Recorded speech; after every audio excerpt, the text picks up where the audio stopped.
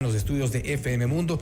Lo hacemos de introducción a propósito porque ya se nos fue un poco el tiempo con el doctor Franco Lor. Estamos con el abogado Gonzalo Muñoz, abogado constitucionalista, para hablar sobre lo de la Corte Constitucional, otro tema, pero antes abordamos, para no enfriar, el tema de la Liga Azul. Lo ocurrido hoy con el allanamiento de Fiscalía y algunas de las acciones de este organismo, cuestionables ¿o no? Doctor Muñoz, bienvenido. Estimado Fausto, muy buenas tardes a todas las personas que nos escuchan por Notimundo. Como siempre, un gusto estar aquí. A ver, lo sucedido en esta tarde pues es un reflejo de que el tema del Consejo de Participación Ciudadana y Control Social va más allá de las personas, ¿sí? Es una institución que no debe existir, un esperpento jurídico donde están políticos disfrazados de ciudadanos, botín político de ciertos caudillos que antes estaban acostumbrados, o les gustaba, pues, ¿no es cierto?, manejar mayorías en la Asamblea Nacional. Poner contralores 100 sobre 100 y todo eso. Ese tipo de cosas en la Asamblea. Y ahora pues están encantados porque ya no tienen que convencer a 70. Basta con manejar a 4. Es un botín político, claro. Lo fue hace un tiempo, en la época pues del correísmo, donde estaban ognados y cognados, parientes, etcétera, pues, y se van turnando, ¿no? Conforme lo vas destituyendo la Asamblea Nacional, que ha destituido ya creo que son 6 o 7 presidentes del Consejo de Participación creo que Ciudadana. Es importante, o sea, apelar a una mayoría de 4 entre 7 que a una a una mayoría dentro de 137 voluntades, creo que es bastante más fácil. Es bastante más fácil, pues entonces... Y parece que sí, porque había una que pensábamos que era independiente y ya vemos. Exactamente, entonces a quienes les fascina politizar los órganos de control, la superintendencia, en este caso la Fiscalía General del Estado, la Contraloría General del Estado, imagínense lo que significa controlar al 4 en vez que una mayoría parlamentaria que se nombraba pues en la anterior Constitución a dichos titulares de órganos de control. Ahora bien, dicho esto, sí cabe decir lo siguiente: la Corte Constitucional conoció una acción extraordinaria de protección presentada por este señor González y le da la razón. Dice que se vulneraron sus derechos. ¿Sí? Le da la razón, pero en la parte resolutiva de dicha sentencia se establece, como tú decías bien antes, Fausto, que la sentencia constituye una reparación en sí Aquí está misma. justamente en el 61, si podemos analizarlo. Exactamente, ¿ya? Y también deja sin efecto las sentencias que lo afectaron, pero no lo restituye pues al cargo. No dice que el señor debe asumir como superintendente de bancos. ¿Por qué? Porque la Corte es muy respetuosa respecto de situaciones jurídicas consolidadas que se dieron posterior al tratamiento de dicha acción. Lo otro implicaría quizás, si es que en el camino, tomando en cuenta incluso el tiempo que toma esto, recordemos que la primera designación, si no me equivoco, es del 2022. Pueden ocurrir muchas cosas, nuevas designaciones, y lo que ocurriría si es que la reparación supone tácitamente una reintegración de, en este caso, González a la superintendencia, habría eventualmente hasta duplicación de funciones. Exacto, se afectan situaciones jurídicas posteriores, para que la ciudadanía lo tenga claro. ¿Qué situaciones jurídicas? En este caso, la elección, ¿no es cierto?, del señor Romero Bonbucal como nuevo superintendente de bancos. Él no tuvo pues la culpa de todo lo que sucedió con el señor González. Él se presentó nuevamente, pues fue parte de una terna, lo designó el Consejo de Participación Ciudadana y Control Social. Hoy quieren dejar sin efecto esto, malinterpretando lo que dice la sentencia de la Corte, y pues tenemos otra vez este malhadado precedente jurídico en el Ecuador. ¿Qué es lo que va a suceder, Fausto? Ha hecho bien el señor Romero Bonbucal en solicitar a la Corte Constitucional que dé seguimiento a este dictamen. Entonces, ¿qué es lo que va a decir la Corte cuando inicie el seguimiento? Yo dije clarito, porque quiero decir una cosa, no se necesita ser abogado para decir esto, sino entender el español, ¿ya? Que no pueden afectarse situaciones jurídicas consolidadas. ¿Y qué es lo que acaba de hacer el Consejo de Participación Ciudadana y Control Social? O mejor dicho, su mayoría, ¿ya? Desconocer la sentencia, inobservar un dictamen de la Corte, y probablemente la Corte, con el seguimiento de dictamen que va a realizar, determine su destitución. Y algo que parecía ya también un poco, al principio no podía creer que realmente había ocurrido eso, pero incluso le pasan a Romero Bonbucal para el 2027, para que sea superintendente, o sea, una especie de premio consuelo. O sea, más allá de premio de consuelo, es algo absurdo, arbitrario, y no tiene ningún sentido. O sea, que complete prácticamente el señor González un periodo como superintendente, después en el 2027 otro, cuando tal vez se tendría que enviar incluso otra terna. No tiene ningún sentido. No sabemos si existe el Consejo de Participación Ciudadana. Exactamente. Entonces es un acto absolutamente inconstitucional. La Corte pues va a observar esto, como le digo, y establecerá las razones pertinentes. Se habla también, hoy ha existido un allanamiento de un posible delito de simulación y usurpación de funciones por parte de los consejeros. Vamos a ver cómo avanza en el tema penal, pero desde mi punto de vista la Corte Constitucional tiene todos los elementos para proceder a una destitución de los consejeros que adoptaron esta decisión. Perfecto. Dicho esto, doctor Muñoz, pasamos al otro tema, sobre el cual también hay expectativa. La decisión de la Corte Constitucional, que se reunió desde ayer a cerca de las 12:30 de la mañana para analizar algunos casos, cerca de una treintena de casos, entre ellos el número 7, si no me equivoco, era respecto del famoso y polémico decreto 500, donde el presidente Noboa le encarga la presidencia de la República a Cynthia Gelibert, y ella, previamente a ella, la había designado como vicepresidenta. Por eso incluso en el análisis, de acuerdo a la convocatoria de la Corte, hablan del artículo del decreto 494, que es donde designó a Gelibert, y del decreto 500, donde encarga la presidencia.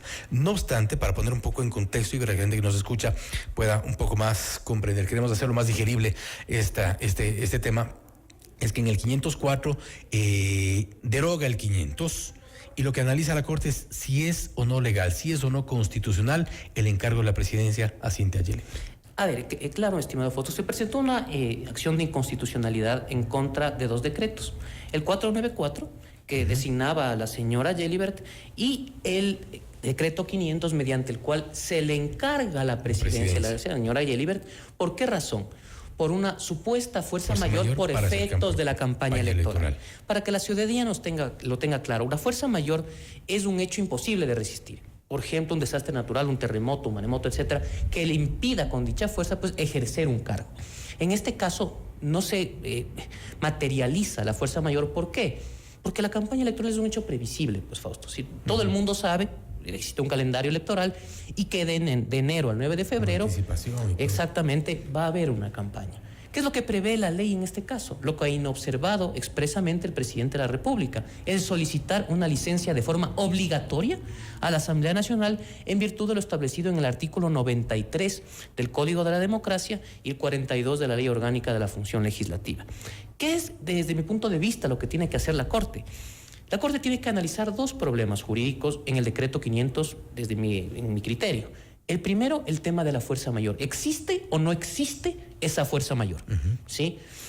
Ya hemos explicado pues que bajo ningún concepto puede darse. Y el segundo problema jurídico en el decreto 500 es la designación de la señora Gelibert, por la supuesta ausencia temporal inexistente también de la señora Verónica Abad.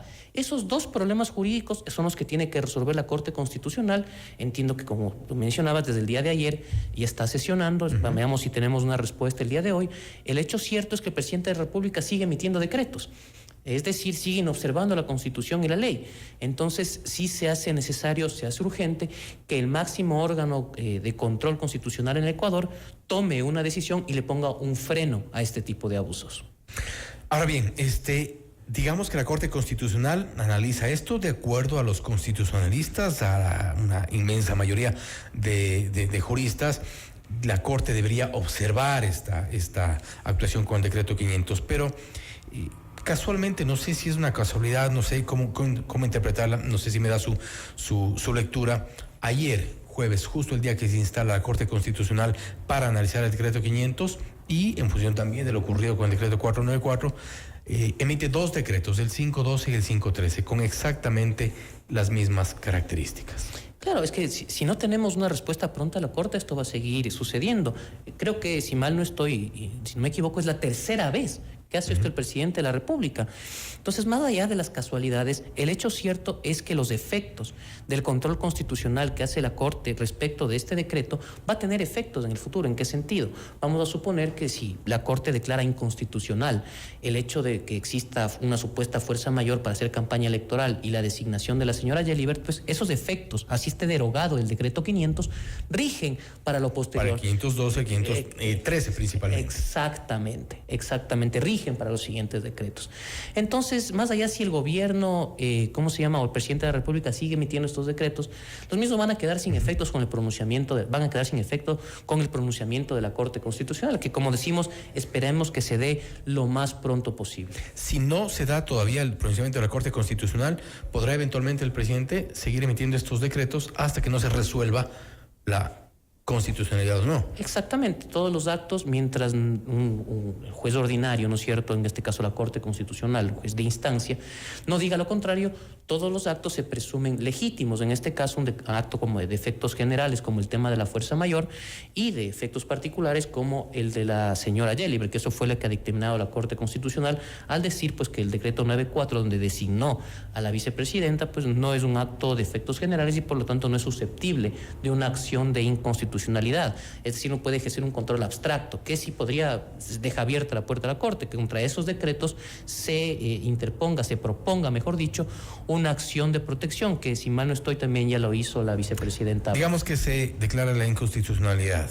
¿Hay algún efecto o consecuencia para el presidente? Por supuesto que sí. ¿Cuál? Vamos a suponer que la Corte nos dice, no existe la fuerza mayor, usted, señor presidente, si quiere, o más bien dicho, está en la obligación de solicitar licencia a la Asamblea Nacional para hacer campaña. Eso es lo que va a decir la Corte Constitucional si determina que no existe esa fuerza mayor. ¿Qué es lo que yo haría? A ver, presidente, usted está argumentando una fuerza mayor inexistente, porque toda la motivación de ese decreto habla sobre la licencia, la obligatoriedad de pedir licencia, y después concluye que por fuerza mayor se ausenta la campaña. Entonces la Corte va a decir, no hay fuerza mayor, señor presidente. Pero la consecuencia sería que pida licencia y le encargue nuevamente a Yeliber. A ver, es que por eso yo decía que la Corte tiene que resolver en el decreto 500 dos problemas jurídicos. Ajá. El primero, respecto de esta designación de la vicepresidenta. De la designación, ¿sí? Más bien dicho, del encargo ya de la presidencia de la República a la mal designada vicepresidenta, es todo un trabalenguas, y también del tema de la fuerza mayor. Esas son las dos cuestiones que desde mi punto de vista tiene que analizar la Corte. Si esto se da, le cierran la puerta al presidente para que siga emitiendo estos decretos en virtud de una inexistente fuerza mayor. Entonces, ¿qué es lo que le va a tocar? Ahora sí, lo que siempre tuvo que hacer, solicitar en virtud del artículo 93 del Código de la Democracia una licencia a la Asamblea Nacional con una consideración. Aquí vamos a tener otra cosa para complementar lo que tú me estabas diciendo. Vamos a suponer, porque aquí hay que suponer todo, que la Corte Constitucional no se pronuncia respecto del encargo a la señora Yeriber y solo se pronuncia respecto ya evitó pronunciarse.